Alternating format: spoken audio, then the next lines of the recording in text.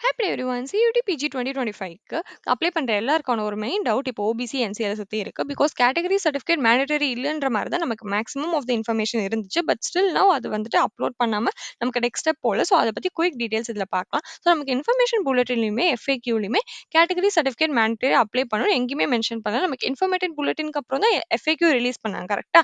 அதுலயுமே நமக்கு இப்போதைக்கு ஃபோட்டோ அண்ட் சைன் தான் அப்லோட் பண்ணணும்னு போட்டிருந்துச்சு. அதனால கண்டிப்பா கேட்டகரி சர்டிஃபிகேட் அது மேண்டேட்டரியா இருக்குது. ரிமூவ் பண்ணிருவாங்கன்னு நெனச்சோம். But we have only few days left. இன்னுமே நீங்க அத அப்லோட் பண்ணா தான் நெக்ஸ்ட் ஸ்டெப் போற மாரி இருக்கு. ஸோ அதனால நம்ம ஓபிசி, என்சிஎல் சர்டிஃபிகேட் எப்படி வாங்குறதுன்னு குயிக்கா பாத்துரலாம். ஸோ ஃபர்ஸ்ட் நம்ம அனெக்ஷன்ல ஆல்ரெடி ஓபிசி, என்சிஎல் சர்டிஃபிகேட் குடுத்துருக்காங்கல்ல, அங்கருந்து நீங்க டவுன்லோட் பண்ணிக்கலாம். அப்படி இல்லன்னா அஃபிஷியல் கவர்ன்மெண்ட் வெப்சைட்ல போட்டு நீங்க ஓபிசி, என்சிஎல் சர்டிஃபிகேட் ஃபார்மேட் போனாலும் நீங்க அங்கருந்து பிரிண்ட் அவுட் எடுத்துக்கலாம். பிரிண்ட் அவுட் எடுத்துட்டு அதுல நமக்கு 3 ஆஃபீசர்ஸ் மென்ஷன் பண்ணியிருக்காங்க இல்லையா? Like district commissioner, sorry deputy commissioner next ஸ்லைட்ல இருக்கு. ஸோ அவங்க யார்கிட்டயாவது ஒருத்தர்கிட்ட நீங்க அத போய் வந்துட்டு சைன் வாங்கிக்கலாம். அது வாங்குறதுக்கு சில பேருக்கு லெட்டர் மாரி கேட்பாங்க. ஸோ நீங்க வந்துட்டு எனக்கு இந்த மாரி ஒரு எக்ஸாம்க்கு அப்ளை பண்றேன். அதனால இந்த கவர்ன்மெண்ட் ஃபார்மேட்ல எனக்கு வேணும்னு சொன்னீங்கன்னா, அத ஃபில் பண்ணி குடுத்துருவாங்க. அப்படி உங்களுக்கு இல்லன்னா பக்கத்துல இஎஸ்ஐ ஆஃபீஸ் ஆர் இ சேவை மையம் அதெல்லாம் இருக்குல்ல. கண்டிப்பா நியர்பைல இருக்கும். அங்க போய் நீங்க கேட்டாலுமே எப்படி அப்ரோச் பண்றதுன்னு அவங்க கிளியரா சொல்லிடுவாங்க. ஸோ ஈஸியாவே நீங்க அத வாங்கிடலாம்.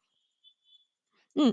நெக்ஸ்ட்டு நம்ப கிட்ட ஒரு கம்யூனிட்டி சர்டிஃபிகேட் இருக்கும். ஒரு ஓபிசி சர்டிஃபிகேட்டே நீங்க டிஎன் கவர்மெண்ட்லேருந்து இ-சேவை மையத்தில அப்ளை பண்ணி வாங்கியிருப்பீங்க. பட் அது வேற. இப்ப இவங்க குடுத்துருக்க அனெக்ஷன்ல இருக்கிறது வேற. அத நம்ம கிளியரா பார்க்கலாம். இங்க பார்த்தீங்கன்னா, இங்க under the government of India இதுதான் அவங்க குடுத்துருக்க ஃபார்மேட் கரெக்ட்டா? சியூடி பிஜில. ஆனா நம்ப கிட்ட இருக்க ஓபிசி சர்டிஃபிகேட்ல என்ன இருக்கும்? நீங்க ஸ்டேட் கவர்ன்மெண்ட் இ-சேவை மையம் மூலியமா வாங்கியிருந்தீங்கன்னா, உங்ககிட்ட அது ஸ்டேட் கவர்ன்மெண்ட் ஆஃப் தமிழ்நாடுன்னு மென்ஷன் பண்ணியிருக்கோம். ஸோ அதுதான் ஸ்டேட் சர்டிஃபிகேட்டும், சென்ட்ரல் சர்டிஃபிகேட்டும் இருக்க மெயின் டிஃபரன்ஸ். ஓகேவா? இப்போ உங்களுக்கு கிளியரா புரிஞ்சிருக்கும்னு நெனைக்கிறேன். இவங்க குடுத்திருக்க அஃபிஷியல் அனெக்ஷர்ல ஓபிசி சர்டிஃபிகேட்ல என்ன மென்ஷன் ஆயிருக்குன்னா, under the government of India. So இந்த ஃபார்மேட்ல தான் நீங்க வாங்கணும். இங்க கீழ மென்ஷன் பண்ணிருக்க யாரோ ஒருத்தர்கிட்ட நீங்க வந்துட்டு இந்த சீல் வாங்கிக்கலாம். ஸோ அவ்வளோதான் உங்களுக்கு இப்போ கிளியரா இருக்கும்னு நெனைக்கிறேன். எதனால நம்மளோட சர்டிஃபிகேட் அப்லோட் பண்ணக்கூடாது. தனியான ஒரு சர்டிஃபிகேட் வாங்கணும். பிகாஸ் நம்ம கிட்ட இருக்கிறது ஸ்டேட், அவங்க கிட்ட இருக்கிறது சென்ட்ரல்.